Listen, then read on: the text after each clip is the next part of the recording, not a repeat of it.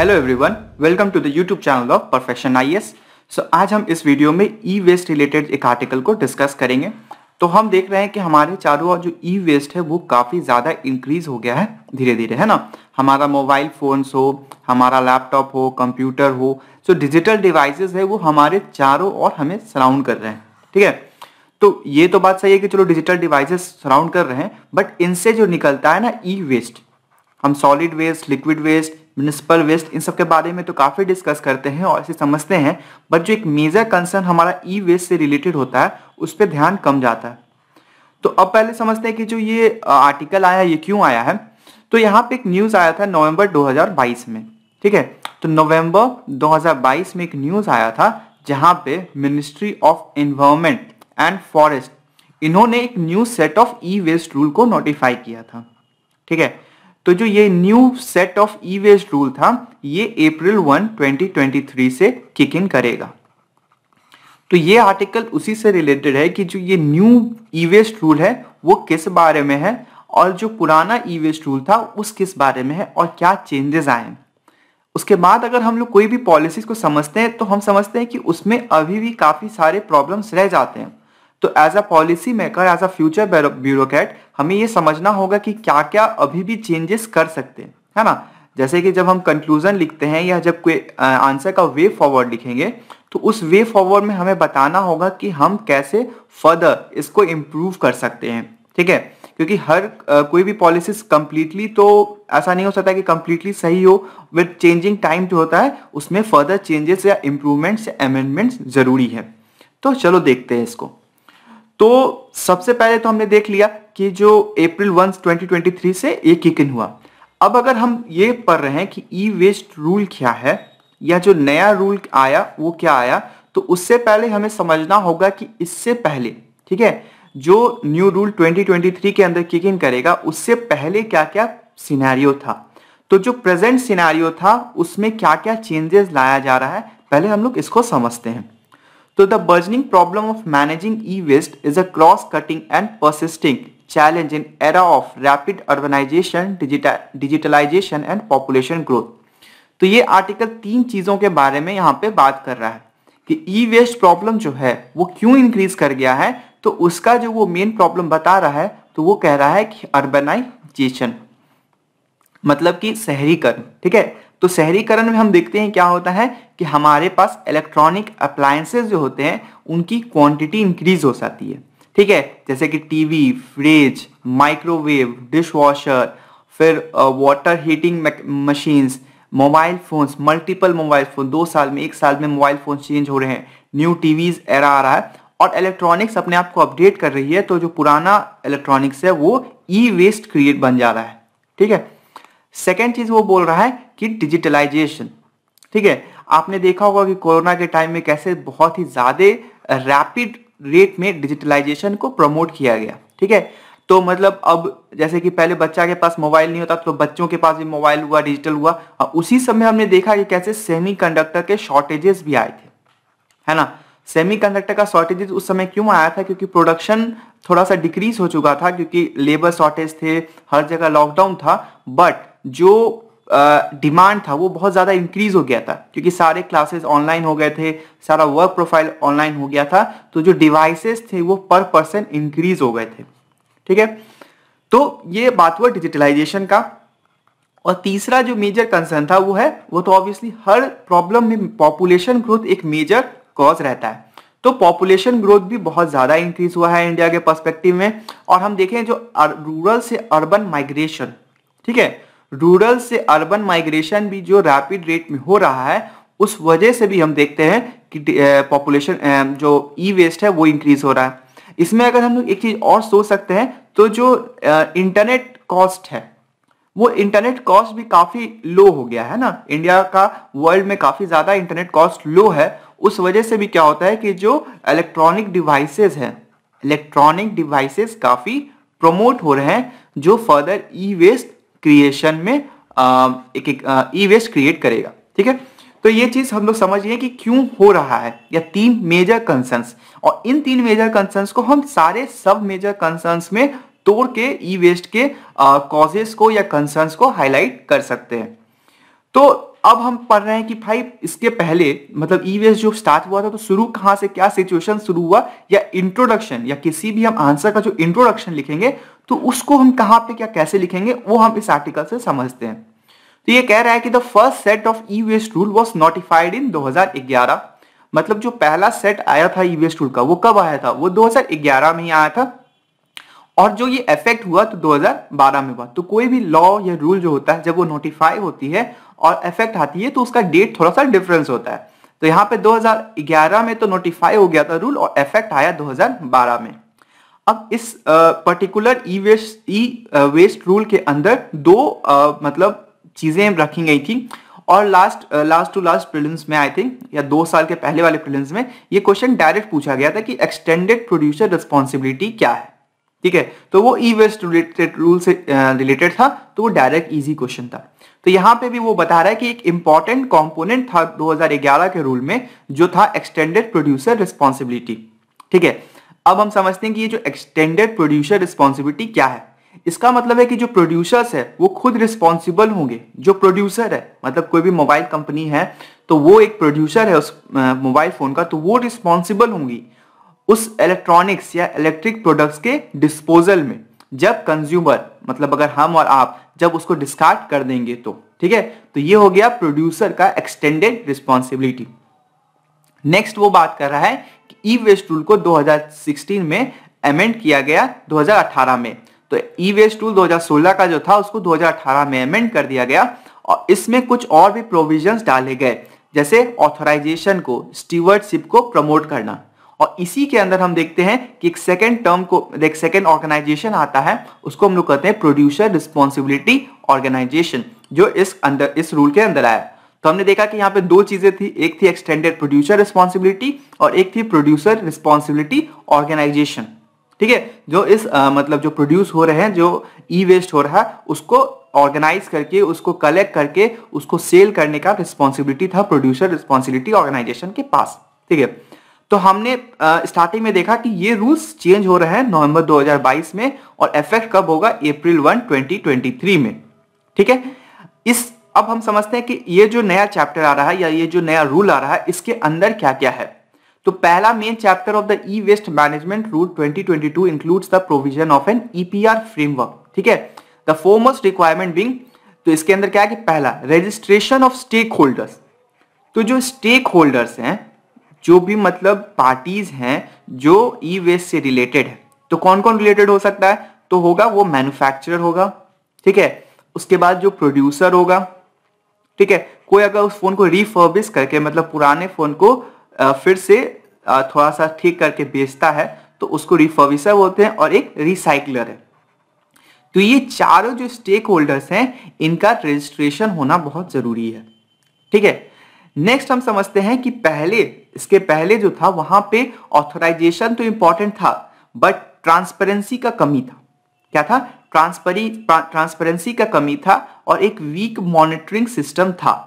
उस वजह से जो कॉम्प्लायंस हो सकते थे या जिस हद तक चीजों पे कंट्रोल होना चाहिए था वो नहीं रह पा रहा था। ठीक है, उसके बाद ये और बोलता है कि देखो जो बहुत सारे मतलब रिफर्बिशर्स हैं या रिपेयर शॉप है दिल्ली में, वो सेंट्रल पॉल्यूशन कंट्रोल बोर्ड के अंदर ऑथराइज्ड भी नहीं थे। तो ये मतलब प्रेजेंट सिचुएशन को बता रहा है जो एक डिग्रेडेड सिचुएशन था। ठीक है, इसके बाद वो बता रहा है कि कैसे मतलब प्रॉब्लम क्रिएट हो रहा था। तो ये कह रहा है कि देखो जो फॉर्मल रिसाइकलर्स थे वो प्री प्रोसेसिंग कर रहे थे, सेग्रीगेशन कर रहे थे, और देयर आफ्टर उस जो ई वेस्ट को उसको इनफॉर्मल सेक्टर को चैनलाइज कर दे रहे थे। और यही जो था ये वायलेशन ऑफ लॉ है।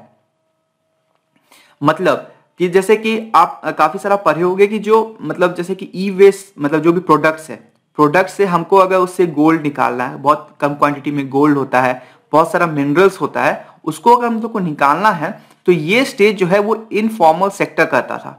मतलब जो बच्चे थे, पुअर पीपल हैं, वो लोग बेयर हैंड से एसिड का यूज करके इस काम को कर रहे थे, और ये एक pure violation of the law था। अब 2022 में बोला कि नहीं, अब इसको हम लोग चेंज करेंगे। कैसे करेंगे, तो हम लोग डिजिटाइज सिस्टम अप्रोच के थ्रू इसको चेंज करेंगे। ठीक है, और ई वेस्ट वैल्यू चेन को लाएंगे एक डिजिटल पोर्टल के थ्रू।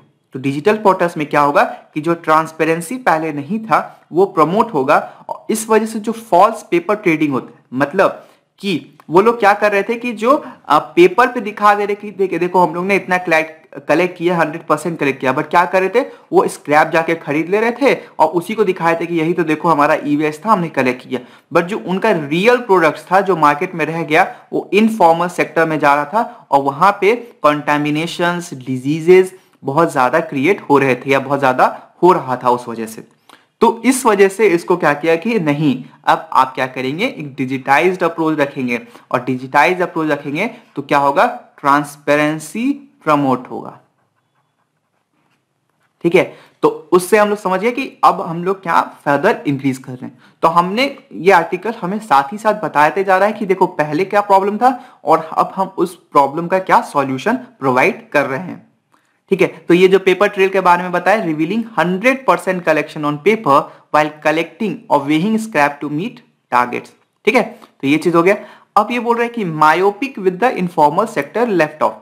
तो हमने फिजिक्स में पढ़ा होगा ना मायोपिया, जिसको बोलते हैं नियर साइटेडनेस। उसी तरह से मायोपिक को हम समझेंगे तो ये कहता है कि not able to understand the situation और the way action will affect in the future. मतलब हम नजदीक का तो सोच के काम कर ले रहे हैं, लेकिन इस प्रोसेस से जो इसका इफेक्ट होगा फ्यूचर में उस पर हम नहीं ध्यान दे रहे हैं। ठीक है, तो अब ये हमें समझा रहा है कि देखो ई वेस्ट का जो दो प्रॉपर्टीज होता है, एक होता है उसका कंपोनेंट को रिकवर करना।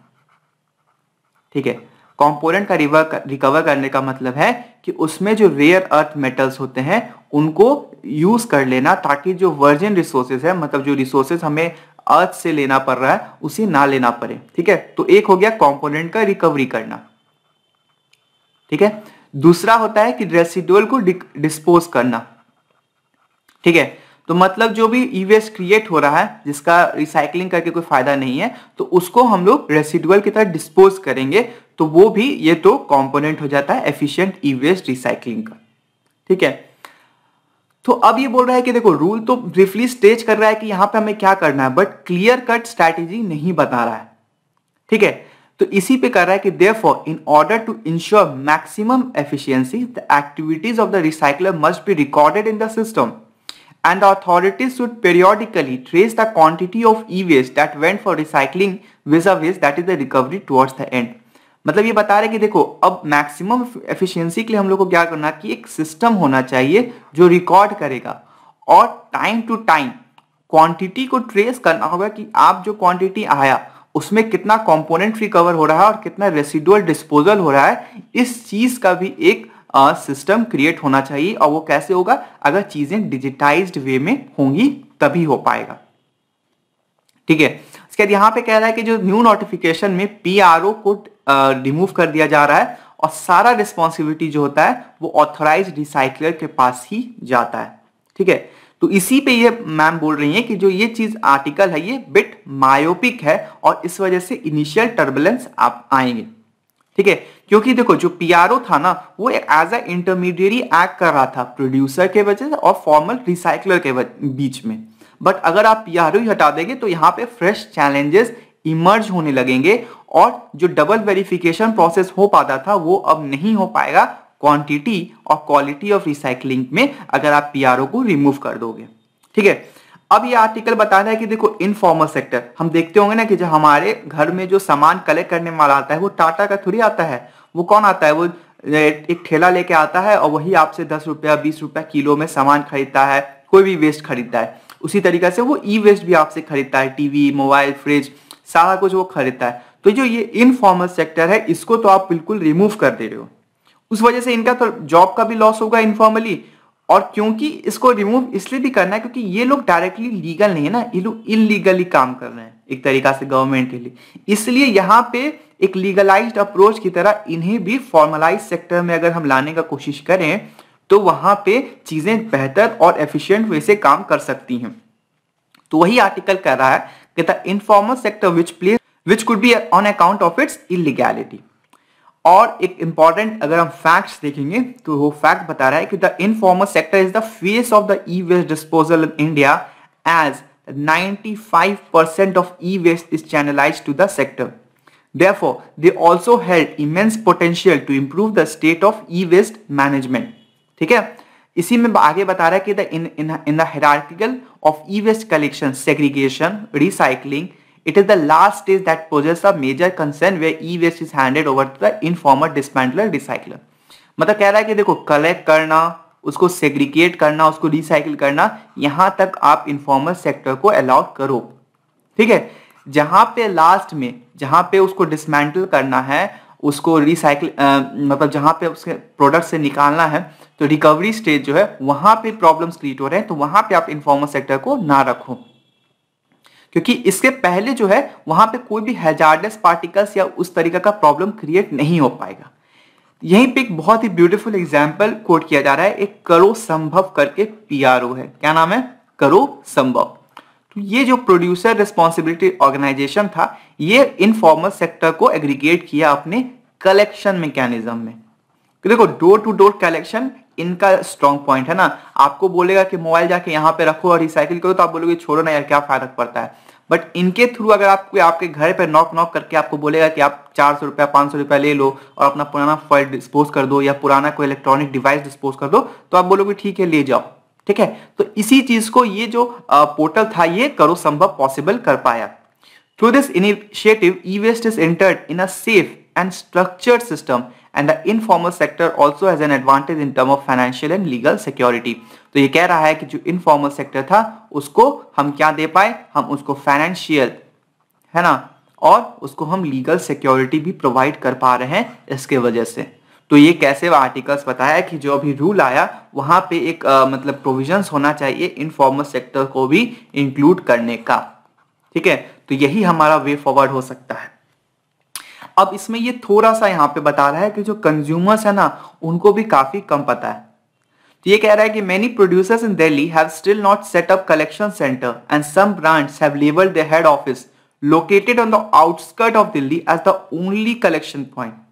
Similarly, formal companies low in number and clustered in the metropolises also fail to provide doorstep collection to consumer when the quantum। तो बोल रहा है कि देखो वो लोग घर जाके नहीं कर पाते हैं क्योंकि उनको जो क्वांटम ऑफ ई वेस्ट मिलता है वो नहीं मिल पाता है, तो एक्सपेंस और ट्रांसपोर्ट का पॉसिबल नहीं है इन लोग का कलेक्शन करना। और यहीं पे हम लोग देखा कि इनफॉर्मल सेक्टर जो है ये काम बहुत ही एफिशिएंटली कर सकती है। इसमें और भी बता रहे कि जो कंज्यूमर है ना उसके पास अवेयरनेस भी नहीं है इस तरह की सर्विस एग्जिस्ट करती भी है कि नहीं करती है। तो इसको कह रहा है कि अगर हमें अगर एफिशिएंट इंप्लीमेंटेशन करना है लॉ का, तो स्टेक होल्डर्स को देखना चाहिए कि इंफॉर्मेशन राइटली पब्लिश हो और safe disposal of e waste हो पाए, ठीक है। इसी तरीका से there is a need for simultaneous and consistent effort towards increasing consumer awareness. तो सबसे पहले क्या बोल रहा है कि हमें कंज्यूमर जो हम खुद हैं उनको अवेयर होना चाहिए, या तो खुद से या तो हम इस आर्टिकल से भी देखो हम लोग अवेयरनेस फैला सकते हैं। दूसरा स्ट्रेंथनिंग रिवर्स लॉजिस्टिक, मतलब एक बार सामान आपके पास आया उसके बाद उसी तरीका से सामान वापस प्रोड्यूसर के पास चले जाए ताकि वो ई वेस्ट से रिसाइकिल कर सके, तो ये हो गया रिवर्स लॉजिस्टिक। उसके बाद बोलता है building capacity of stakeholders. तो स्टेक होल्डर्स का स्टोर करने का कैपेसिटी, उसको रिसाइकिल करने का कैपेसिटी, तो स्टेक होल्डर का कैपेसिटी को हम लोग को इंक्रीज करना चाहिए। उसके बाद चौथा हम लोग देखेंगे कि जो इंफ्रास्ट्रक्चर है, प्रेजेंट इंफ्रास्ट्रक्चर है, उसे भी हमें इंक्रीज करना होगा अगर हम ई वेस्ट के मिनाक को होल्ड करना चाहिए, ठीक है। उस तरीका से हम तो क्या कर सकते हैं, फिफ्थ है डिजाइनिंग में काम कर सकते हैं। देखो डिजाइनिंग में एक इंपॉर्टेंट एग्जांपल हम देखते हैं, यूरोपियन यूनियन ने एक लॉ पास किया कि देखो अलग अलग मोबाइल चैनल का अलग अलग मतलब हैंडलिंग डिवाइस हो जाता है, पोर्ट हो सकता है, उस वजह से अलग अलग ई वेस्ट जनरेट हो रहा था। तो ये कह रहा था हर मोबाइल फोन को कि देखो तुम एक ही टाइप का चार्जर यूज करोगे, एक ही टाइप का पिन यूज करोगे तो ई वेस्ट जनरेट कम होगा, ये ईयू रूल लाई है, ठीक है। उसके बाद कहा कि enhancing product designing, rationalising input control by defining rare earth metals as critical raw metals, adopting green procurement practices. मतलब जो मेटल्स का प्रोक्यूरमेंट प्रैक्टिसेस है उसे भी हम ग्रीन करेंगे, मतलब कि लेस वेस्टेज करेंगे। वहां पे हम कुछ ऐसे मतलब जो एनर्जी यूज कर रहे हैं उसको हम रिन्यूएबल एनर्जी के थ्रू यूज कर सकते हैं, और ये सब हम करेंगे। This should be supplemented by establishing a robust collection and recycling system on the ground, making it responsive to meet legislative requirement. तो अगर हम ग्राउंड पे, ठीक है, ग्राउंड पे हम जो रिसाइकलिंग सिस्टम, कलेक्शन सिस्टम इसको इंक्लूड करेंगे, तब हम इस ई वेस्ट के प्रॉब्लम को रिड्यूस कर सकते हैं या कंट्रोल कर सकते हैं। ठीक है गाइस, थैंक यू।